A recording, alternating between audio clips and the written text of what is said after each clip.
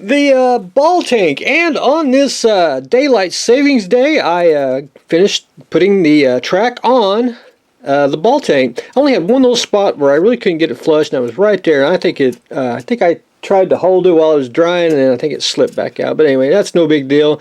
That's just a tiny, tiny little bit of tulip in there, and we will be good to go on that. So it's all assembled.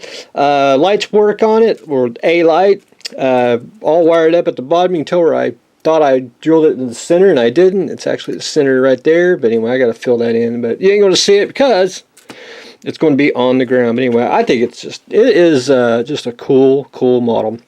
I want to add some stowage, as in some tow cables on there, and I'm going to mess with that. But when I do that, I'm going to make a base for it, and try to.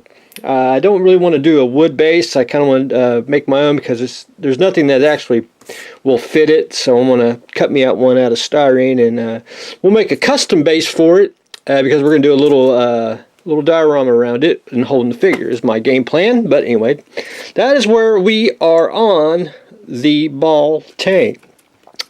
And then the illuminators, and I'm not building the illuminators. Atlantis Models is coming out, or reissuing the Phantom of the Opera. Well, you can actually get this kit 3 different ways, now 4 if you count Atlantis. One is the old Aurora one is Monogram, and one Monogram did the illuminators. When these came out, I was not a big fan at all. I thought it was a gimmick, but later in life, I like the kits. I think they're pretty darn slick. But anyway, couldn't afford the Aurora one. The Monogram one was always higher, and this one was just almost just giving it away, so I bought that.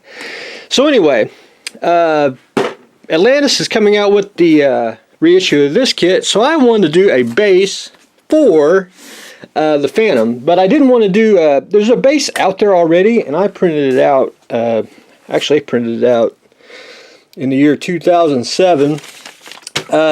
There's a conversion base for this by, I can't say it, Posthumous Productions, and then the base is by Python Press. Posthumus here, he did the head and he did the arm, and that's from the Bama style box artwork, which is right through here, which this is what you get with the kit, but that pretty much resembles the Bama artwork. But anyway, that's what you get. Resin, you get 2 deals. I didn't want to copy the Bama one, because I know this will probably be reissued, and everyone wanted to probably do the Bama one, but I wanted to do a different take on it.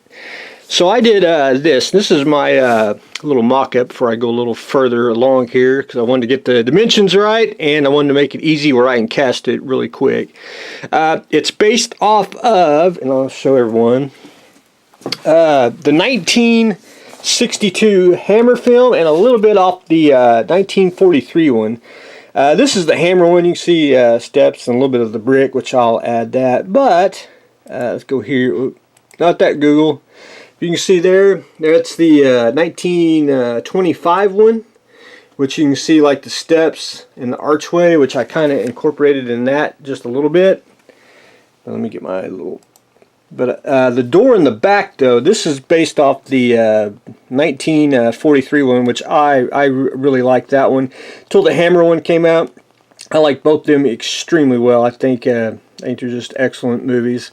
But anything Hammer done. But if you can see the door, doing the archway here, and then I wanted to do that. I didn't want to do the Bama style box.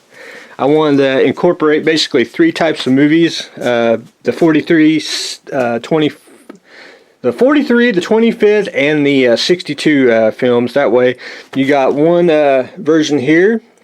You know, you got another version coming this way, and then we'll try to keep it simple where the modeler will be able to add anything else he needs to and everything. But you can see on the Illuminator, I was not a big fan, because I was like, why do you want a glow-in-the-dark model? And see, you can actually paint it. And I actually did that, God, who knows how long ago. That's much as I got done. But I'm glad I got him somewhat assembled so I could do the measurements, because, you just don't know what type of conversion kit you're going to do, 10 years down the road. But anyway, that's where I am on that. I'm going to I'm going to try to get the brickwork and the groundwork. It's going to be simplified. It's also going to be a vacuum form kit, which be something like that.